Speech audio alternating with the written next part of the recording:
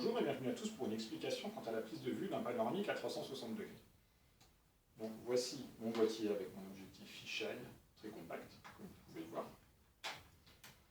Le premier point très important, ça va être le choix d'exposition. En effet, on va assembler plusieurs photos par la suite, donc il faut que chaque photo ait la même exposition, autrement, au moment du montage, on va avoir une transition d'une photo à l'autre. Le ciel va être plus sombre sur une photo que sur l'autre, ça va être très gênant.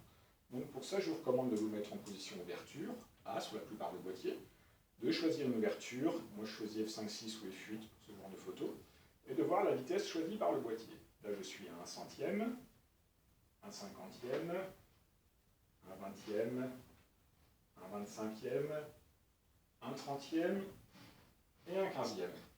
Ça va donc de 1 centième de ce côté-ci, c'est normal, il y a la fenêtre, à 1 quinzième pour le sol. Donc on choisit une valeur moyenne, 1 cinquantième. On se met pour ça en position manuelle, M. On garde la même ouverture de f5.6 et 1 cinquantième. Un point très important, si votre boîtier a un mode auto-ISO, il faut absolument le débrayer. Vous mettez une valeur fixe, 100, 200, 400, 800 ISO, peu importe, mais une valeur fixe. Sinon, on va retomber dans ce même problème d'exposition différente entre chaque photo. Maintenant, la prise de vue. Donc, bien que n'ayant pas de trépied, il faut être le plus stable possible.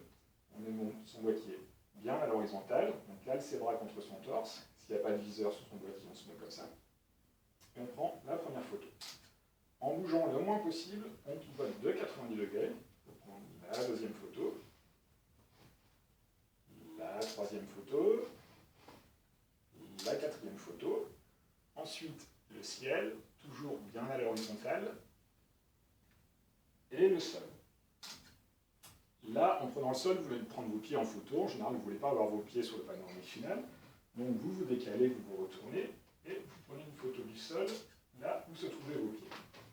Donc on a bien couvert tout le champ. Un dernier point important sur ce type d'objectif avec un angle de champ très large, si je tiens mon boîtier comme ça, je regarde dans le viseur, en fait je vois mes doigts sur la droite de la photo.